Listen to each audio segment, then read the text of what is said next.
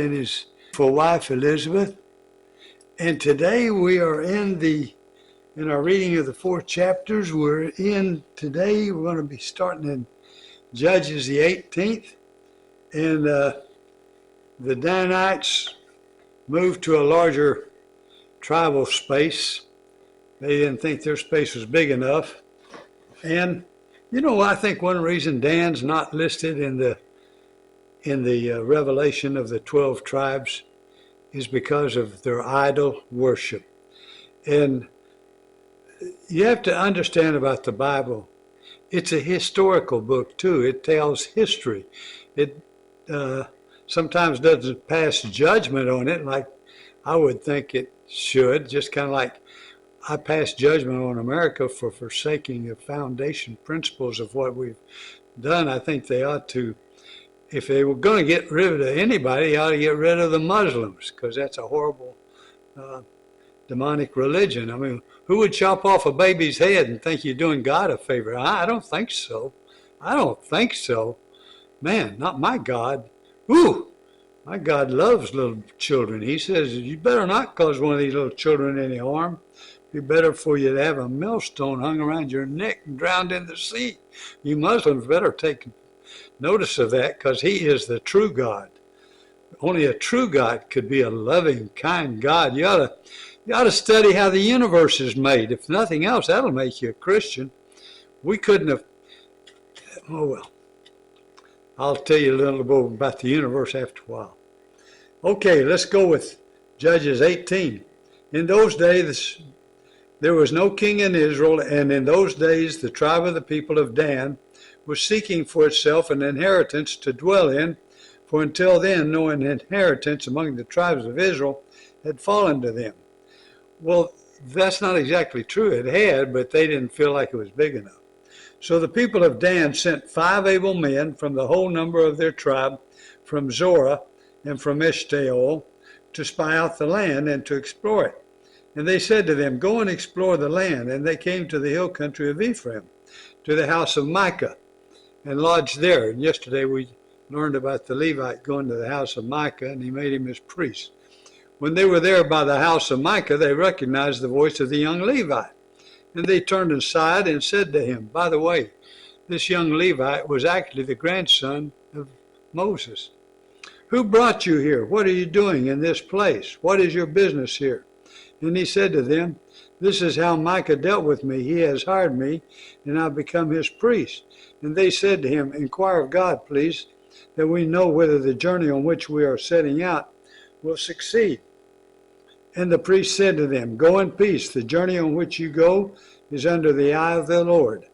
Then the 5 men departed and came to Laish, and saw the people who were there, how they lived in security after the manner of the Sidonians, quiet and unsuspecting, lacking nothing, that is, in the earth, and possessing wealth, and how they were far from the Sidonians, and had no dealings with anyone.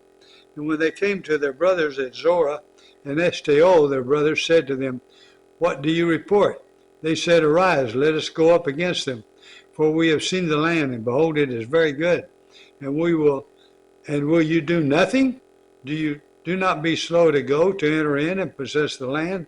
As soon as you go, you will come to an unsuspecting people. The land is spacious, for God has given it into your hands, a place where there is no lack of anything that is in the earth. So 600 men of the tribe of Dan, armed with weapons of war, set out from Zorah and Eshtaol, and went up and encamped at Kiriath Jearim in Judah. On this account, that place is called Mahaneh Dan to this day.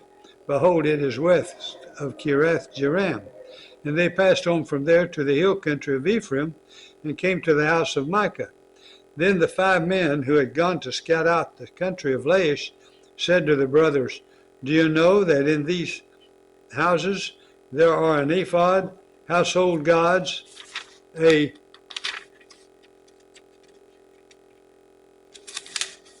ephod, a household gods, and let me get the page separated here, and a carved image, and a metal image. See, now, God says, don't have any carved images or metal images before me. So right there is a problem. But anyway, Dan doesn't seem to bother about that. Now therefore, consider what you will do. And they turned aside there and came to the house of the young Levite at the home of Micah, and asked him about his welfare. Now the 600 men of the Danites, armed with their weapons of war, stood by the entrance of the gate. And the 5 men who had gone to scout out the land went up and entered and took the carved image, the ephod, and the household gods, and the metal image, while the priest stood by the entrance of the gate with the 600 men armed with weapons of war. And when these went into Micah's house and took the carved image, the ephod, the household gods, and the metal image, the priest said to them, "What are you doing?" And they said to him, "Keep quiet, put your hand on your mouth, and come with us, and be to us a father and a priest. Is it better for you to be a priest to the house of one man, or to be a priest to a tribe and clan in Israel?" And the priest's heart was glad. He took the ephod and the household gods and the carved image and went along with the people. That's so much for loyalty there. So they turned and departed, putting the little ones and the livestock and the goods in front of them. And when they had gone a distance from the home of Micah, the men who were in the houses near Micah's house were called out, and they overtook the people of Dan. And they shouted to the people of Dan, who turned around and said to Micah, "What is the matter with you, that you come with such a company?" And he said, "You take my gods that I made, and the priests, and go away, and what have I left? How then do you ask me, what is the matter with you?" The people of Dan said to him, "Do not let your voice be heard among us, lest angry fellows fall upon you, and you lose your life with the lives of your household." Then the people of Dan went their way. And when Micah saw that they were too strong for him, he turned and went back to his home. Really, it was a blessing if you come to think of it. He got rid of those worthless gods and images. Maybe he'll wise up and turn to the real God. But the people of Dan took what Micah had made and the priest who belonged to him, and they came to Laish, to a people quiet and unsuspecting, and they struck them with the edge of the sword and burned the city with fire. And there was no deliverer, because it was far from Sidon, and they had no dealings with anyone. It was in the valley that belongs to Beth Rehob. Then they rebuilt the city and lived in it, and they named the city Dan, after the name of Dan, their ancestor, who was born to Israel. But the name of the city was Laish at the first. And the people of Dan set up the carved image for themselves, and Jonathan, the son of Gershom, son of Moses, see, he was a grandson of Moses, and his sons were priests to the tribe of the Danites until the day of the captivity of the land. So they set up Micah's carved image that he made as long as the house of God was at Shiloh. All right, little interesting passage there, wasn't it?